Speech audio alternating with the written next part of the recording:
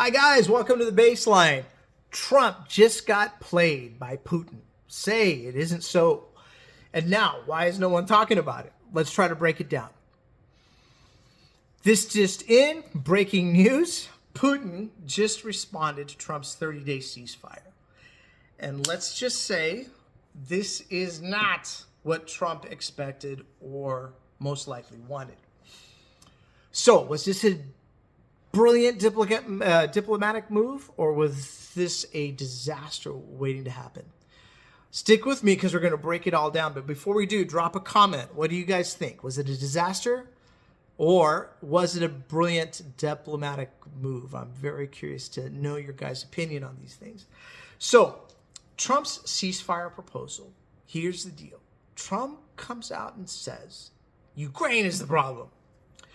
They're the ones preventing peace. But wait, hold up, what? Ukraine is literally defending itself, isn't it? Against an illegal invasion. And somehow they're the ones in the way of peace. So make it make sense to me, guys. Does that make sense? Or is Ukraine the actual aggressor, like Trump says? So Trump actually doubles down on all of this, and he says he believes Putin wants peace. Meanwhile, Russia is bombing Ukraine into the Stone Age. So what does Putin do? He plays along. He pretends to consider the 30-day ceasefire, but behind the scenes, he's making moves that should potentially terrify everybody. So stay with me here, because Putin's latest stunt could have possibly exposed his real game plan. Here's a question for you. Do you believe Putin actually wants peace? Yes or no? Drop your take in the comments below. Let me know your thoughts. So let's fast forward. Putin's reservations. Putin holds a major press conference, and he says he has reservations about the ceasefire. So what's the translation here? This deal is dead on arrival. Why? Because in the same breath, he doesn't want, or he doesn't know what would happen if Russia stops fighting in Ukraine.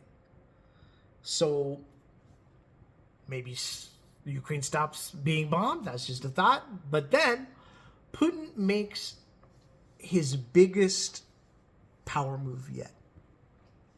He shows up on the battlefield dressed in full military fatigues. And the location? Right where Russian forces are on the offensive, pushing deeper into Ukraine. So, is this a coincidence? I don't think so, guys. I think this is a direct message to Trump that he will not stop. And no matter what deal you put on the table for him, he's not going to accept it. So if that wasn't clear enough, Russian forces intensified their attacks the same day the ceasefire was proposed. This isn't peace, guys. This isn't diplomacy. This is Putin using Trump's words to his advantage. No matter what side of the aisle you are, Democrat or Republican, or whether you voted for Trump or not, Putin is using these words to his advantage. And guess who else is backing Putin's place? His top officials. So, what's Russia's real endgame? Putin's foreign minister, Sergei Lavrov, was just caught admitting, why would we agree to ceasefire now?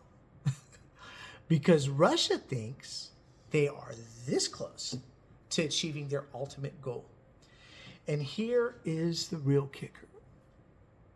Lavrov flat out rejected any NATO peacekeeping forces in Ukraine. Why?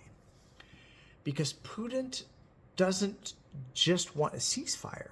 He wants total control. And Trump, it seems like he's falling for it. So, if Ukraine is left defenseless, what happens next? Putin doesn't pause. He takes more. maybe even more European territory. And if that happens, the consequences could potentially be global. So let's sum all this up. Trump claims Ukraine is blocking peace. Putin pretends to play along, then escalates the war. Russia's top officials confirm they have no interest in stopping. So the question is, will anyone call Trump out on this? Let me know your guys' thoughts. Drop a comment below, and I'll look forward to seeing you guys on the next episode of The Baseline. Thanks again for watching, guys.